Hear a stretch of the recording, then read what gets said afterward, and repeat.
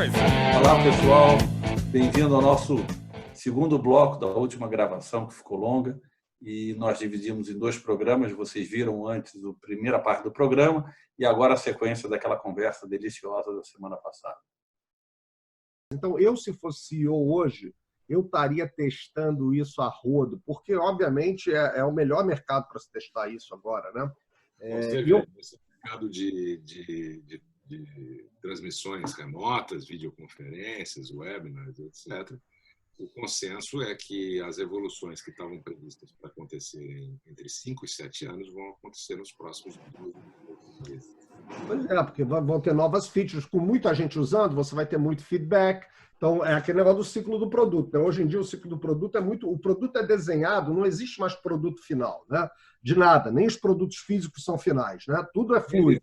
MVP nele! É tudo fluido, né? Inclusive, eu tenho exemplos de, você pega um tênis hoje, se aquele tênis vem com um transmissor que vai estar capturando dados e passando esses dados para alguma cloud, onde você vai poder acessar e tal, aquele tênis, ele vai evoluir. O tênis que você comprou hoje, aquele mesmo tênis, daqui a 30 dias, ele vai ter aprendido um monte de coisa e ele vai ser um tênis diferente. Então, o fato é o seguinte, não existe mais produto acabado, é tudo fluido. E aí eu acho que esse é um prato cheio para a gente testar essa fluidez. Desculpa, voltando até para o conceito que você falou das tecnologias, o que acontece é o seguinte, muito mais gente utilizando o Zoom ou outras plataformas, Teams ou Slack, o que vai acontecer? Essas plataformas vão ter muito mais informação de que features elas têm que desenvolver para se tornarem mais produtivas, para se tornarem mais valiosas, mais relevantes, e, portanto, a gente vai ter uma curva de crescimento aí de qualidade grande nesse sentido.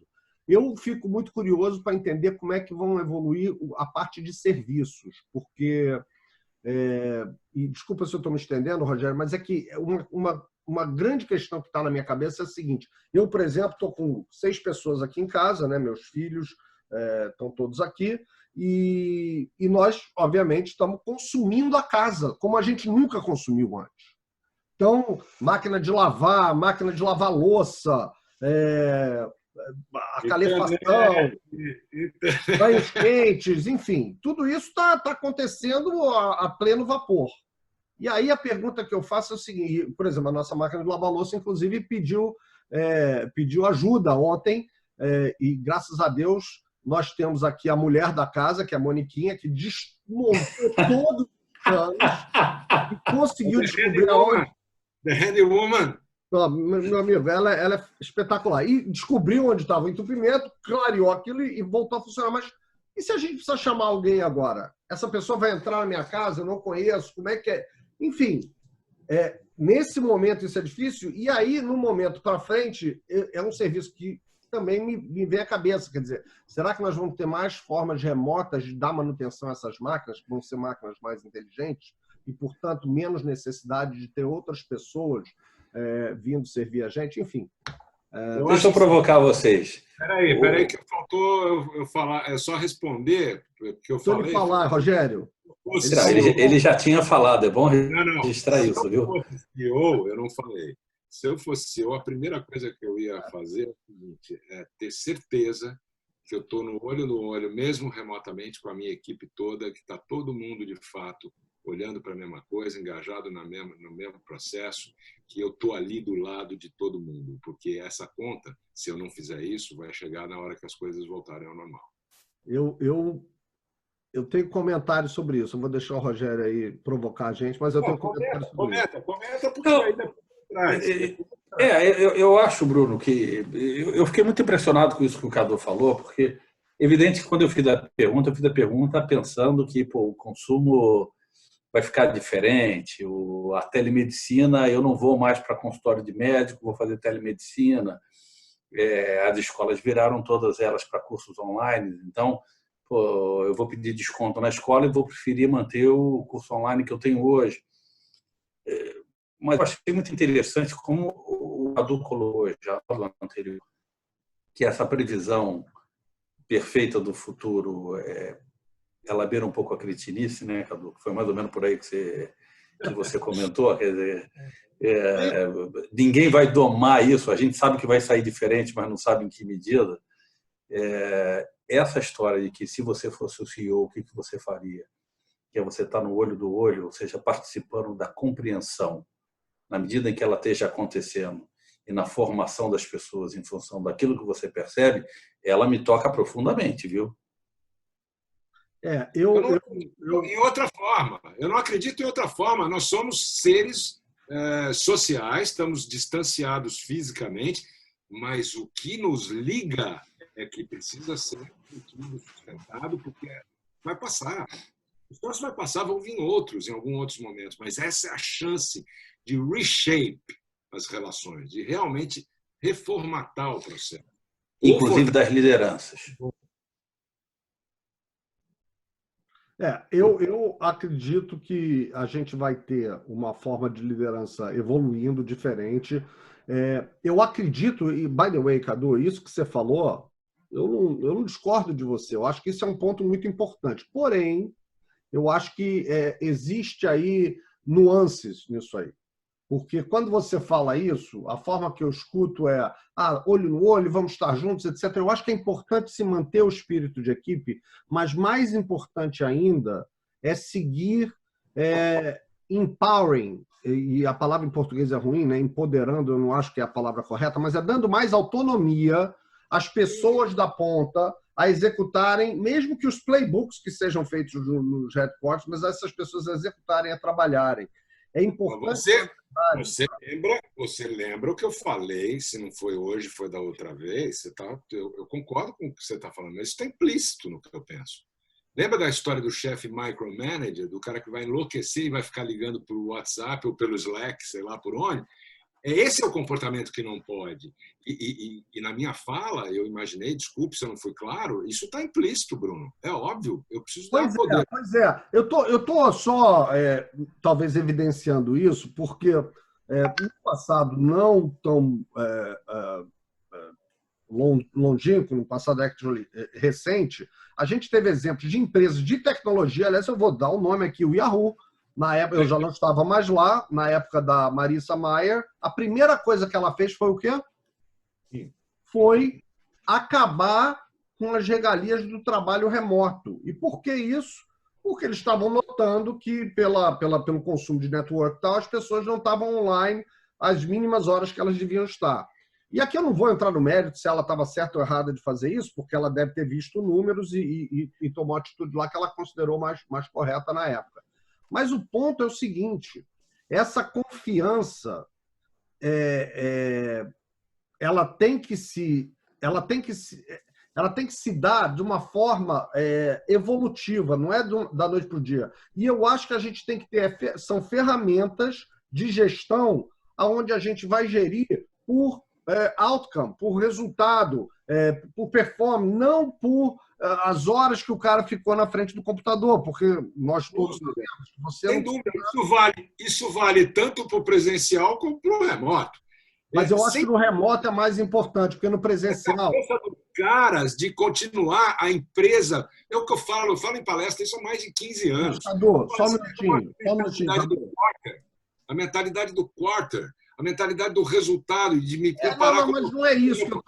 O que eu estou colocando é que no pessoal ainda existe aquela coisa do escritório, mesmo aqui nos Estados Unidos, ainda existe aquele negócio, eu estou vendo o sujeito chegar às 9, estou vendo ele sair às 5, às 6, o que seja. Então você ainda tem aquele visual, né? Meio, né, sem estar se falando tanto e tal.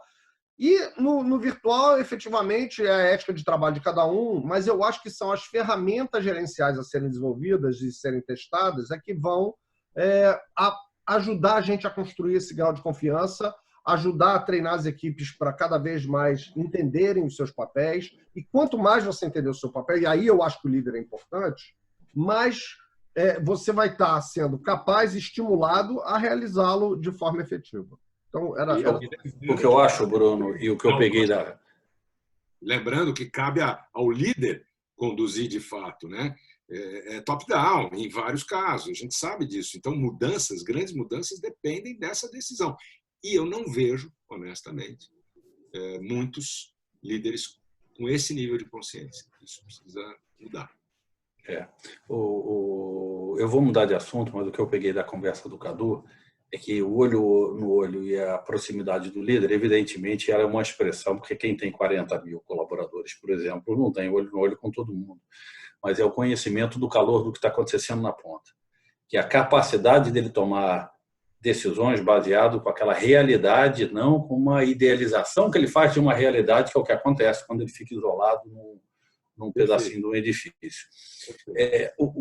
Eu queria mudar um pouquinho o tema e voltar um pouco para o aspecto das relações, porque também vai inferir na questão do jeito de consumo. Nós vamos sair como indivíduos mais frios? Nós vamos ficar guardando 1,5 metro das pessoas, tendo medo que alguém espirre? No começo, sim. No começo, sim. Eu não tenho dúvida. Não tenho dúvida. No começo, se é com a tua família, não. Se é com a tua família, não. Tudo bem, ali você conhece, convive e tal, mas com o outro, no começo, vai a história do espirro dentro do metrô. Mind the gap. Aí, tum! Eu acho que... bom, você sabe que aqui nos Estados Unidos tem essa expressão, né? É uma expressão que eu aprendi com os meus filhos e que é fato, né? Que eles têm a sua bubble, né? Respeite a minha bubble, que é o meu espaço. Já existe isso hoje, antes do Covid-19, já existe esse negócio. Se você está muito, em alguns estados mais que em outros, mas se você está muito próximo na fila, né? As pessoas ficam incomodadas, você está invadindo a minha bubble. Então, assim, respeita aqui a minha área. E eu acho que isso vai se acentuar, sim. Eu acho assim, bom, a gente hoje está formando filas agora no Brasil também. Minha mãe foi tomar vacina ontem e me falou, e aqui nos Estados Unidos eu vejo isso. A gente está formando filas a 2 metros, né, de distância de cada um. Então são aquelas filas, inclusive é um prato cheio para quem gosta de furar fila, né? Porque mas a gente está formando aquelas filas grandes, né? Quer dizer, eu acho que é o que o Cadu falou, eu concordo com ele. Eu acho que no início, com certeza, vai existir essa hesitação. Não sei como é que isso vai continuar, porque, veja você, nós temos tradições que vêm de muito tempo e que vão ficando de alguma forma. Na Coreia, por exemplo, eu lembro que eu sempre ficava muito curioso quando eu ia fazer negócios lá, porque quando você vai lá e você compra, sei lá, um sanduíche, alguma coisa que o cara vai te dar um recibo, ele faz assim, ele faz um gesto meio assim, ele puxa o braço e te dá o recibo. Mas sempre assim, eu não entendia isso. E um amigo meu coreano me explicou que vem de antigamente, onde samurais coreanos, eu imagino, né, eles costumavam ter facas escondidas aqui embaixo da manga. Então isso aqui era um gesto que eles faziam para mostrar, olha, eu não tenho nada, você pode me cumprimentar que eu não vou te atacar. E eu acho que... E aí até hoje ficou. Obviamente que hoje as pessoas não carregam facas lá, mas ficou esse... A gente hoje aperta a mão. Agora, talvez com o Covid, a gente tá essa distância. Então, você vai... Como é que vai ser? Talvez o namastê, o bow, talvez o cotovelo, com certeza, né? Vai ser o novo high five. Então, eu adoraria que fosse o bow, né? A reverência oriental japonesa, principalmente. Talvez seja, né? Esse negócio enfim, talvez é isso que eu acho que vai ter uma mudança de costumes aí que vai ser interessante, né? Eu às vezes eu olho para trás e penso, nossa, a gente é muito abençoado, né? Enquanto geração, porque puxa vida, a gente viveu antes da internet. A gente viveu antes do 7 de setembro, a gente viveu antes do Covid-19. Uau! A gente passou por muita coisa e a gente tem passado. Então, eu acho que isso é muito rico, né? E a gente tem que ser grato por isso. Do 7 de setembro nós vivemos antes, não. Do 11 de setembro. Se fosse no 7, a gente voltasse no tempo, eu ia pegar aqui Pedro e ter uma conversa com ele. Eu sou maluco, brasileiro, né? Talvez do 7 de setembro com alguns presidentes, mas não vamos falar sobre isso. Agora, deixa eu provocar vocês dois. Vocês dois têm uma coisa em comum e que eu invejo muito. Uma das coisas que eu estava lendo que pode ser uma desestruturação assim, muito grande no mundo é a questão das cadeias de suprimento, né? Global versus local, porque quando é global é mais difícil de você reagir, o que talvez faria com que as empresas procurassem desenvolver fornecedores locais, mas não é disso que eu quero falar agora, não. É que vocês têm experiências com comunidades, com agricultura orgânica, com esse tipo de coisa que está surgindo com mais força, Como é que vocês estão vendo isso? Você aí nos Estados Unidos e você aí, Cadu, em Bragança, No meio do mato. no meio do mato. Ó, eu acho que são experiências muito diferentes. Eu acompanho muito do que acontece de home farming e urban farming nos Estados Unidos, no Canadá. O Canadá é muito desenvolvido nisso. Eu acompanho de longe. A gente aqui está numa outra situação, é um outro mundo. Mas eu resolvi vir, né? Muito por conta do desejo da minha mulher de mudar para cá e ter uma horta orgânica e ter a possibilidade de experimentar. Ela é cozinheira, né? Foi chefe de cozinha, etc. Então ela queria muito isso. E eu, que nunca morei numa casa na vida, cresci em apartamento, topei e em 2017 a gente veio para cá. Posso dizer uma coisa para vocês. A gente vai pouco ao supermercado, claro, porque tem coisas que precisam ser adquiridas, mas a gente colhe aqui todos os dias alguma coisa. Hoje mesmo saíram os pepinos. Então, já teve uma salada com pepino, com coentro, guacamole para botar na torradinha. Então, é o seguinte, estou falando aqui do ponto de vista individual, a gente procura, de fato, ter uma vida que possa ser sustentada em algum momento, né? Autossustentada. Cadu, A gente e não divide apenas, a gente e divide não a produção. apenas da sua produção, mas do que tem no entorno, né? O leite que você consome vem da onde? Vem da minha vizinha, que tem umas vacas Jersey. A gente compra o leite dela, a gente compra alguma outra coisa de semente também, mas o fato é que a horta dá e a gente não vai ao mercado vender, né? Não é o foco, mas a gente divide. A gente divide com outras pessoas, a gente leva para algumas pessoas, etc. Então é legal, porque essa autossustentação ela é viável e a gente está num lugar que permite isso.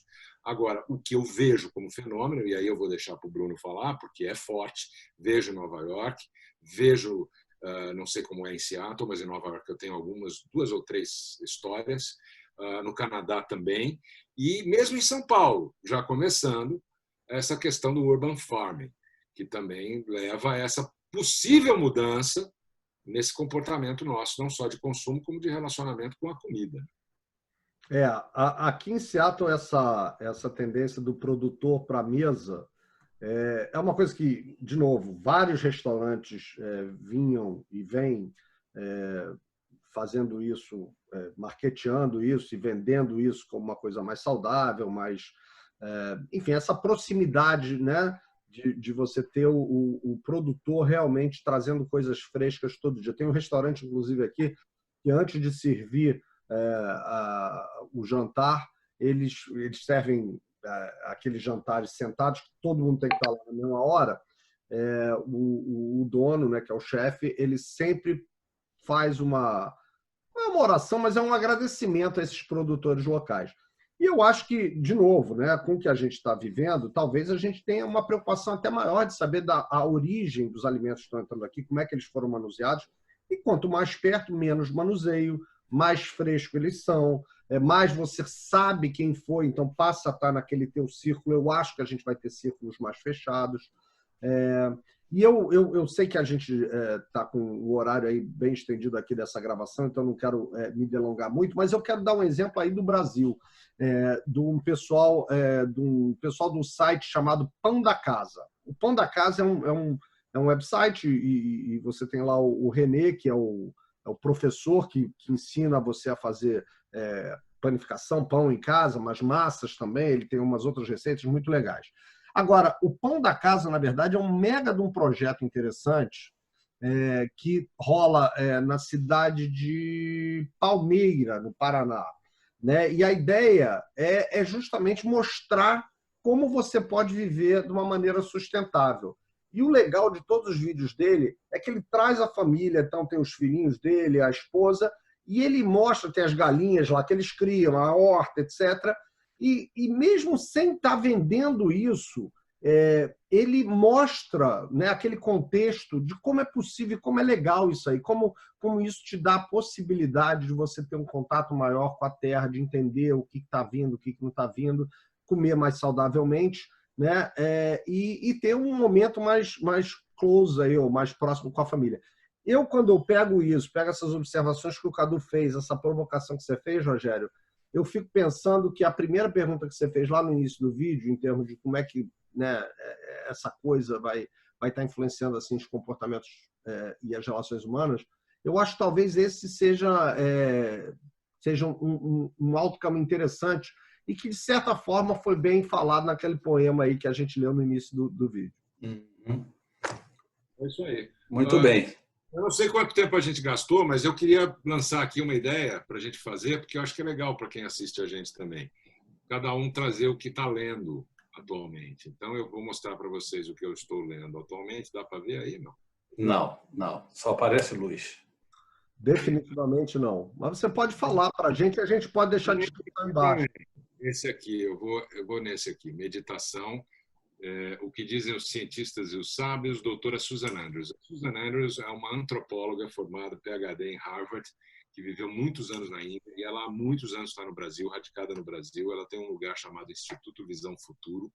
Ela é uma pessoa absolutamente especial, fabulosa, e ela, como médica, como cientista, enveredou pelo estudo das tradições orientais. E ela tem um trabalho com yoga, com meditação, com respiração fabuloso. E esse livro dela tira um monte de dúvidas das pessoas que não sabem bem como fazer, que tipo de meditação querem fazer e tal. E eu estou lendo esse livro. E o outro livro é um livro que eu acho que agora vai ficar meio datado, talvez, né? Que acabou de sair, um pouquinho antes do Covid.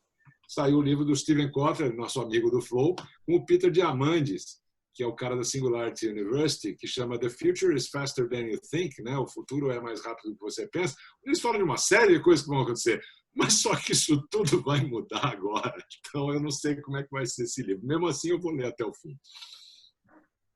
Tá, eu estou lendo Why We Sleep. Excelente.